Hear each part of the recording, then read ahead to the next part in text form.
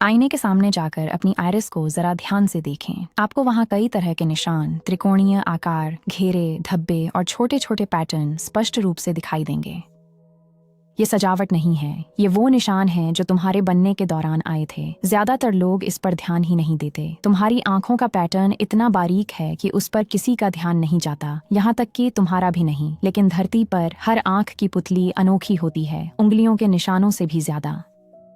आपकी आंखों के अंदर के निशान गर्भावस्था की तीसरी तिमाही के दौरान आधे बने अंग में प्रवास करने वाली कोशिकाओं द्वारा बनाए गए थे, जो अपनी यात्रा के निशान पीछे छोड़ गईं। उनमें से कुछ निशान बहुत छोटे होते हैं तो कुछ बहुत नाटकीय।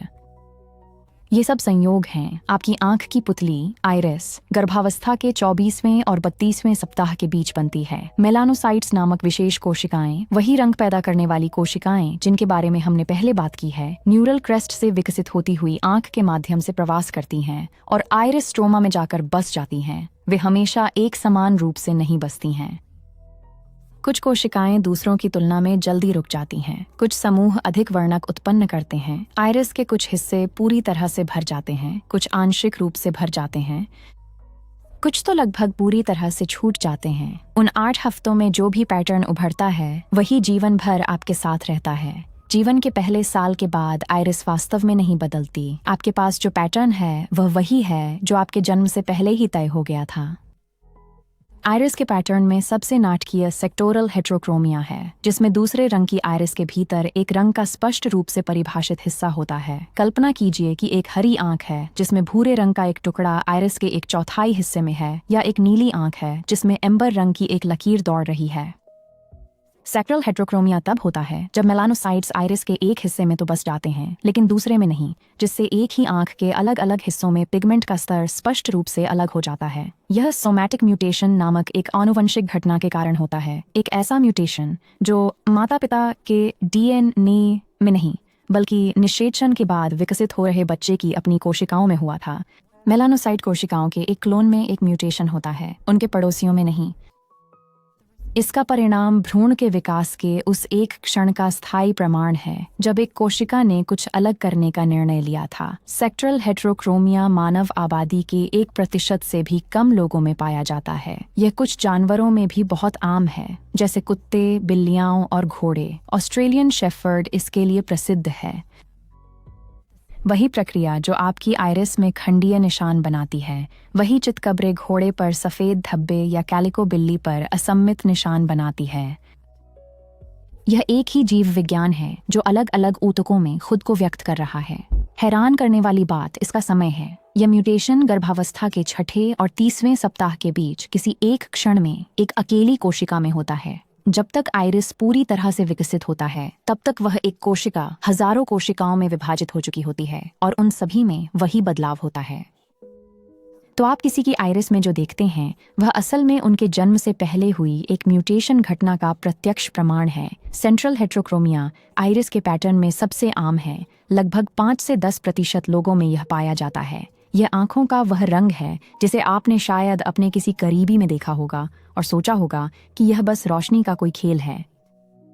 इसकी मुख्य पहचान आइरिस के भीतरी घेरे में स्पष्ट रूप से अलग रंग का होना है, जिसमें आमतौर पर पुतली को घेरे हुए एम्बर, भूरे या सुनहरे रंग की एक पट्टी होती है, जो बाहरी आइरिस के अलग रंग के विपरीत होती है। भूरे घेरे वाली हरी आंखें, एम्बर घेरे वाली नीली आंखें, हेजल आंखें, जहां भीतरी और बाहरी घेरे मुश्किल से ही मेल खाते हैं। सेंट्रल हेटेरोक्रोमिया होने का कारण सेक्टरल से अलग होता है।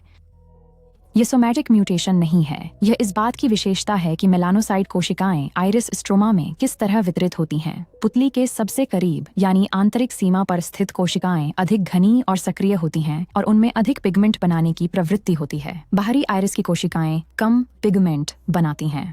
जब यह ढलान काफी तीव्र होती है तो यह एक स्पष्ट घेरा बनाती है। सेंट्रल हेट्रोक्रोमिया इतनी आम है कि हम इसे आमतौर पर हेट्रोक्रोमिया कहते ही नहीं हैं। हम बस ये कह देते हैं कि किसी की आंखें हेजल हैं या अलग अलग रोशनी में उनकी आंखें बदल जाती हैं। लेकिन असल में आप जो देख रहे हैं वह एक ही आइरिस है जो 2 अलग अलग कहानियां बयां कर रही है, एक केंद्र में और एक किनारों पर। आप जितना करीब से देखेंगे उतनी ही बारीकियां सामने आएंगी। धब्बे, उपछल्ले, सूक्ष्म त्रिकोणीय आकृतियां, रंग द्रव्य के छोटे समूह जो किसी भी निर्धारित पैटर्न में नहीं आते। इन्हें आइरिस फ्रिकल्स या आइरिस नेवी कहा जाता है। ये नुकसानदेह नहीं होते और लोगों की सोच से कहीं ज्यादा आम हैं। अगर आप गौर से देखें तो ज्यादातर वयस्कों में कम से कम एक तो होता ही है। वोल्फलिन स्पॉट्स छोटे हल्के रंग के धब्बे होते हैं जो आइरिस के बाहरी किनारे के पास एक गोलाकार घेरे में होते हैं।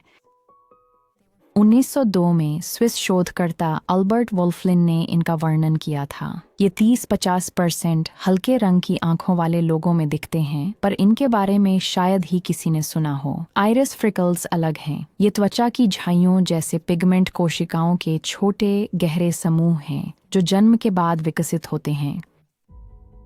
लगभग 50 से 60% वयस्कों की आइरिस पर कम से कम एक झाई होती है। ज्यादातर लोगों में उम्र बढ़ने के साथ ऐसी और झाइयां हो जाती हैं, आमतौर पर आइरिस के उस हिस्से पर जो धूप के संपर्क में ज्यादा रहा हो। हाँ, आपकी आइरिस भी धूप से झुलस सकती है, यानी आपकी आइरिस यूवी किरणों के संपर्क में आने पर त्वचा की तरह ही प्रतिक्रिया करती है, वहां अधिक मेलानिन बनाकर।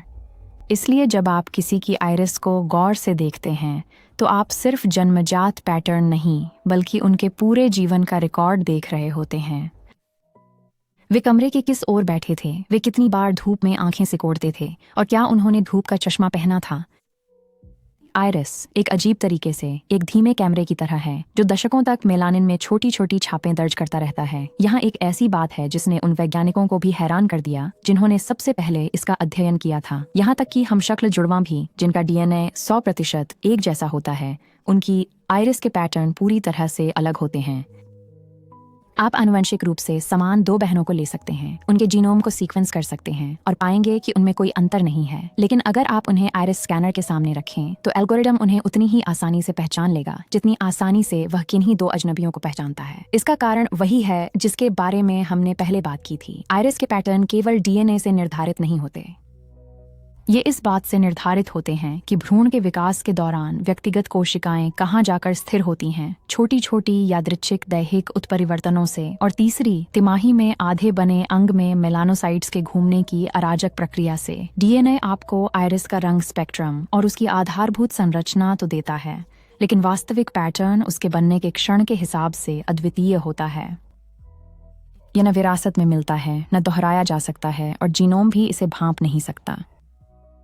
यही कारण है कि आइरिस रिकॉग्निशन इतना विश्वसनीय है। इस तकनीक के पीछे का गणितीय एल्गोरिदम, जिसे 90 के दशक में कैम्ब्रिज में विकसित किया गया था, आइरिस की एक हाई रेजोल्यूशन छवि लेता है और उसके पैटर्न को 2048 बिट बाइनरी कोड में बदल देता है। उस कोड की तुलना मिलीसेकंड में एक डेटा बेस से की जाती है।